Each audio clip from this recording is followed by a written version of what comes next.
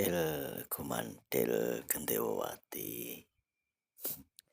Kali ini eyangmu akan sedikit menjawab pertanyaanmu. Pertanyaanmu kan yang sang pinilih itu, sang kesatria itu kok nggak muncul-muncul. Nah, kira-kira kalau eyang nggak tahu beliau seperti apa, ya bilang aja nggak tahu. Tapi kalau tahu, kira-kira seperti apa? Karakternya seperti apa? Sifat dan karakter. Oke, kamu mau pewayangan atau mau eh, sesuatu yang ada di kenyataannya yang cerita sejarah atau bagaimana? Karena kamu kan hidup di alam imajinasi. Apa dua-duanya aja ya yang coba kaitkan sedikit ya. Sang pinilih itu kalau dikaitkan sama sejarah yang mungkin pernah yang baca, yaitu seperti eh, Moses atau Musa membebaskan dari penindasan, ya, menyingkirkan tirani, membawa keadilan. Sama juga kayak King Daud, raja yang adil, pemimpin yang bijaksana. Seperti juga seperti Sulaiman, pemimpin makhluk dan raja damai, ya, pembawa keseimbangan. Seperti juga Esa, pembawa kasih, pembaharu moral, penyejuk zaman kalau bendu. Seperti juga Yusuf, pemimpin bijak yang bangkit dari ketersembunyiannya. Kan itu disembunyikan, tapi kan pemimpin. Nah, di cerita pewayangan dia itu mirip Rama, adil dan penegak dharma, ya, gambarannya ratu adil. Mirip seperti Yudhistira, pemerintahan suci, ya. Jadi pemerintahannya itu mendekati aspek moral dan aspek keadilan. Seperti Krishna, penuntun, pemersatu, pemecah zaman gelap, pembawa terang di zaman Kolobendu. Seperti Parikesit, raja masa pasca perang. Ya, jadi ketika ada kekacauan, si Parikesit datang. Seperti Arjuna, pemimpin yang spiritual yang bersih batin muncul dari tirakat. Bertapa lalu muncul. Nah, itu. Jadi Rama itu kan raja ideal. Yudhistira pemimpin dharma dan Krishna adalah pembawa perubahan zaman. Seperti itu. Ya, ini pun kalau digolongkan di zamannya yang sekarang ada Mesias, ya, itu nggak tahu punya siapa.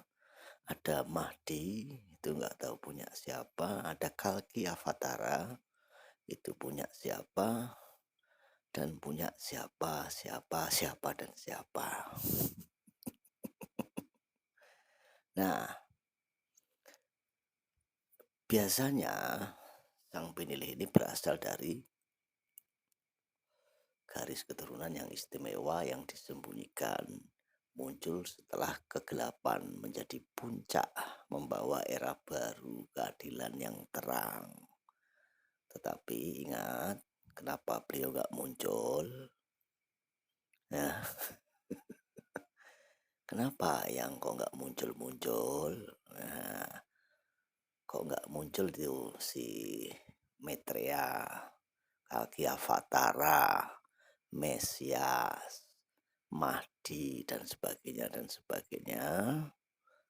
kenapa nggak muncul yang nah itu aja 12 ya tahapan menurut kedangkalan spiritual yang pertama yang sebutkan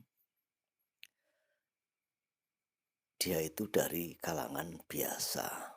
Jadi bukan kalangan yang sudah elit, yang sudah mapan. Karena biasanya kalau orang mapan dan elit itu nggak punya apa ya sifat apa itu biasanya loh. Tapi yang nggak menghaluskan itu biasa ya biasanya. Jadi jangan dipercaya semua kata-kata yang ini jangan dipercaya. Tapi yang hanya dari kedangkalan spiritual itu saja. Nah, kedangkalan spiritual itu mempunyai satu dari kalangan biasa. Berarti kan dia sudah ada. Nah, yang kedua, panggilan untuk petualangannya dia. Panggilan petualangan untuk bangkit.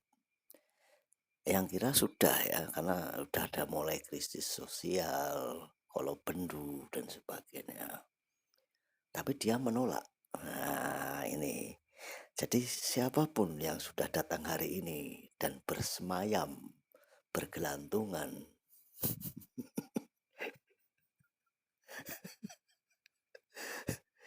itu berarti dia tidak menolak. Nah, ketika dia tidak menolak ya tidak mungkin ada yang namanya laku, tirakat, menepi dan sebagainya. Mau tidak menolak, malah menyodorkan diri, malah memperlihatkan diri. Nah,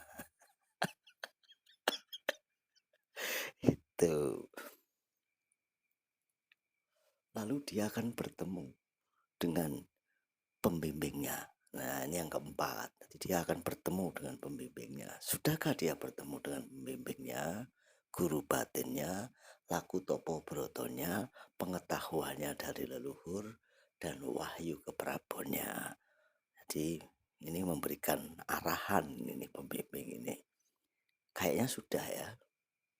Yang kelima adalah menyeberang batas. Mulailah dia turun gunung, memasuki wilayah perjuangannya, bukan lagi persembunyiannya. Itu nanti. Ya. Yang keenam, nah ini sudah lima ya, enam, tes, analisis, ujian, diuji, dicoba kemampuannya seberapa ya. Dia setia, siap nggak dia menghadapi fitnah dan penolakan itu yang keenam. Kayaknya di ini sudah ini ya. Lalu yang ketujuh ya, mendekati inti konflik ini belum. Ya, beliau belum mendekati.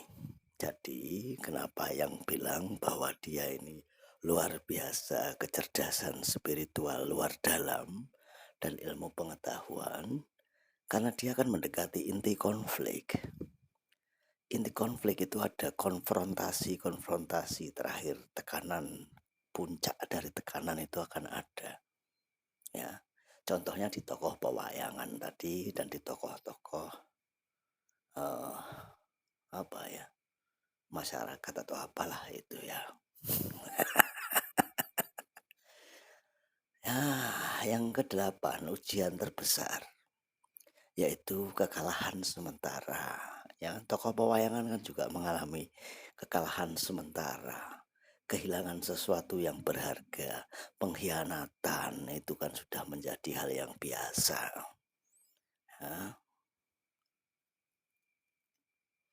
Kesembilan, dia akan mengalami sebuah pencerahan dari pengkhianatan, tapi ini belum semua ini ya, 7, 8, 9 belum.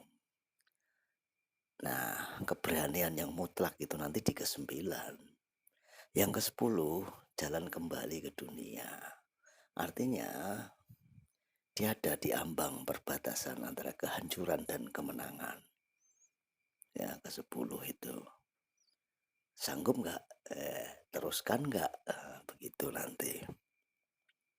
Setelah itu, puncaknya dia akan bertransformasi hadir dengan kebangkitannya menuju kemenangan, simbol kelahiran baru, simbol diri sendiri.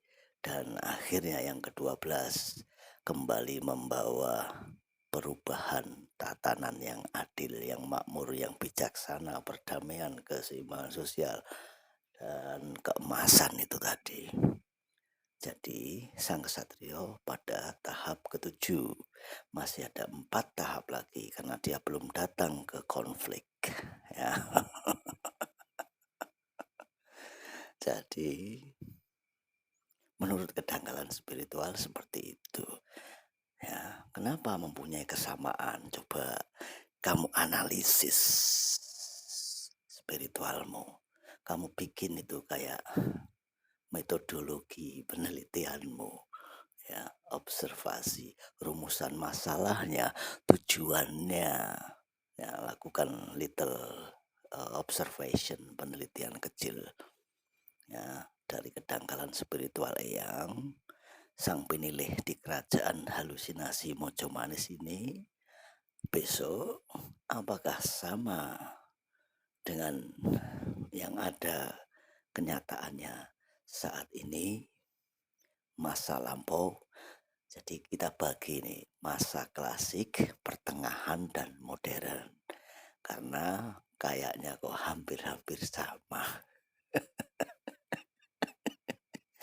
Apakah dari satu sumber? Makanya yang bilang kepadamu, kita manusia hanya pelaku moral, pelaku. Sumber moralnya adalah Sang Maha. Jadi jangan kau hilangkan kata sumbernya. Ketika itu sumbernya satu, ya, berarti cerita semua itu hanya diceritakan oleh pelaku moral. Karena engkau pelakunya.